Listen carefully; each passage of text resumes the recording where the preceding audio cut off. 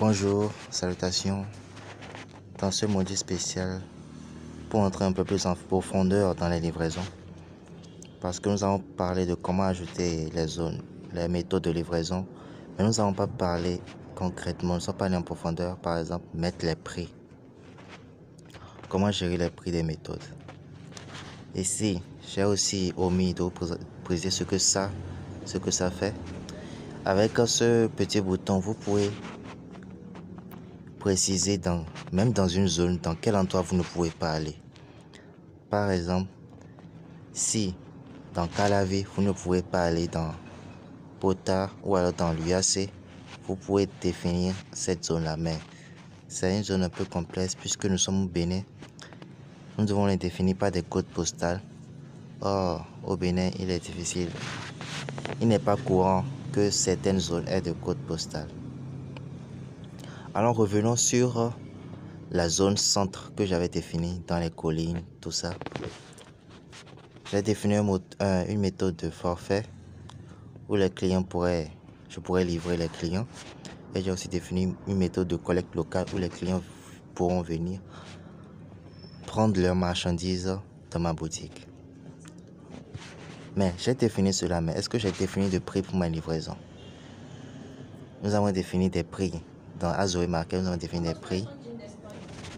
Nous avons défini des prix par défaut sur Zoé Market. Mais vous pouvez mettre vos propres prix parce que si vous voulez faire la livraison vous-même, vous pouvez définir vos propres prix. J'avais dit 400. 400 c'est pour la livraison seulement à Cotonou. C'est nous qui faisons cela comme ça. Mais si vous-même vous voulez faire la livraison, vous pouvez activer cela et mettre vos prix. Le titre que vous voulez, livraison simplement. Mettez livraison et le prix, vous pouvez définir. Au centre, c'est jusqu'à dans les collines quand même. Nous pouvons aller à 800. Vous mettez juste la valeur, ne mettez pas de francs CFA ni rien. Sinon le système aura une erreur. Entrez un coût hors taxe ou une somme par exemple. Vous pouvez définir aussi des petites variables à utiliser quantité pour le nombre d'articles, cost, le coût total des articles et les frais basés sur un pourcentage.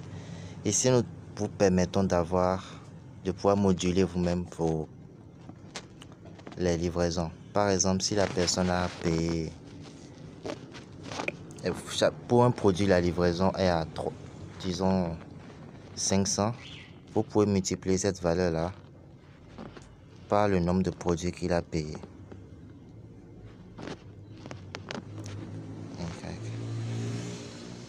Et vous fermez. Comme ça, automatiquement, lorsque la machine va voir ça et que la personne veut se faire livrer, quand il voit que ce produit est sous cette méthode, s'il paye par exemple 3 savons, mais 3 chaussures chez moi parce que je vends des chaussures dans ma boutique, s'il paye 3 de mes chaussures, il va devoir payer, le système a fait 500 fois 3, donc la livraison va lui coûter 1500. Mais pour des chaussures, c'est exagéré. Disons plutôt si c'est des frigos que vous vendez, alors il sera normal qu'il soit taxé sur la livraison. Vous pouvez aussi définir par pourcentage. Mais pour les pourcentages, c'est un peu compliqué. Vous voyez l'exemple que nous avons donné ici. Et aussi avec les pourcentages. Vous pouvez gérer aussi avec les pourcentages. Ce n'est pas du tout compliqué, même si ça l'est à première vue. Vous gérez simplement. Ça va faire en fonction de son panier d'achat. Il y aura un certain copie du panier d'achat du client. Un pourcentage va s'appliquer. Si c'est 10% de son panier d'achat qui va constituer les frais de livraison, c'est ça. Le pourcentage même, c'est 10%. Donc, s'il a payé pour 1000 francs, les frais de livraison vont faire 1000 francs fois 10 sur 100, ce qui va revenir à 10 francs les frais de livraison. Vous pouvez définir les frais, le pourcentage minimal et le pourcentage maximal que le client pourra payer. Tout ça, ce sont des... Ça, je vous l'ai dit, c'est entrer en profondeur. Vous n'avez pas forcément besoin de ça. Mais on ne sait jamais. Pour les experts, ceux qui auront besoin d'aller un peu plus en profondeur peuvent dire utiliser ces méthodes. Vous pouvez aussi, en plus du pourcentage du panier d'achat du client, il peut payer une somme additionnelle de 500. Ce qui fait qu'en plus des 500, le client doit payer les 10% de son panier d'achat. Ce qui fait que la livraison lui revient à 510 francs. C'est le produit que le client a acheté. C'est entrer en profondeur dans vos méthodes de livraison. C'est beaucoup plus pour les boutiques un peu expérimentées. C'est pour ça que je ne voulais pas entrer dedans et j'ai fait une vidéo spéciale pour cela. Statut fiscal, si vous voulez mettre un impôt ou pas d'impôt sur la livraison. Ici, on ne doit pas mettre d'impôt. Pour mettre une description de la livraison. Obtenez une livraison rapide.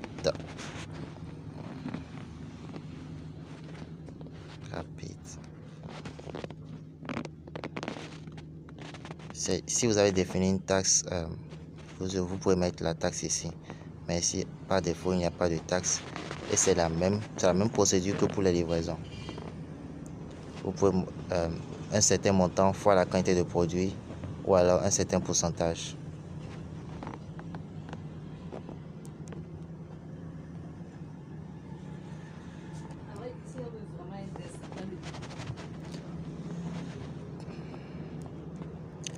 Type de calcul par classe. Frais de livraison pour chaque classe d'expédition, évidemment pas commande. Frais de port pour la carte d'expédition la plus chère. Alors, qu'est-ce que ça veut dire? Si vous voulez calculer la livraison, c'est par exemple si vous avez défini des taxes et des coûts de classe d'expédition. Les frais de livraison pour chaque classe d'expédition individuellement, c'est que chaque produit, si vous avez bien suivi pour l'ajout des produits, bon, vous allez voir tout à l'heure, pour l'ajout des produits, on peut définir une classe de livraison pour certains produits spécifiques. Donc, selon la classe que le produit aura, on peut définir un calcul de livraison pour ce produit-là seul, en plus des autres produits à part. Ce qui va faire un calcul tout en gros. Ou alors par commande, c'est-à-dire que le système va prendre en compte tout le panier d'achat du client. Il ne va pas considérer produit par produit, mais il va considérer le prix total de la commande du client et calculer les frais à base de cela. Personnellement, je ne vais choisir aucun parce que je n'ai pas défini de classe d'expédition ni de coût de chaque classe d'expédition. Voilà. Ici, en plus, selon les paramétrages de Zoe Market, il n'y a qu'une seule classe d'expédition et c'est la classe standard pour la plupart de vos produits. Pour les boutiques un peu professionnelles, ils peuvent demander à pouvoir gérer ces paramétrages-là eux-mêmes. Voilà un peu comment entrer en profondeur sur les livraisons. Ici, récupérer à la boutique.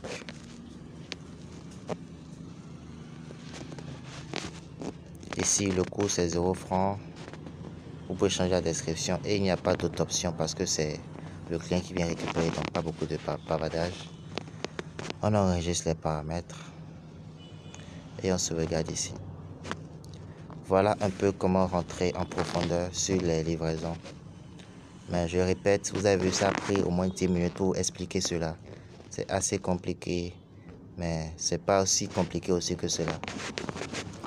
Zoe Market s'occupe déjà des paramétrages par défaut.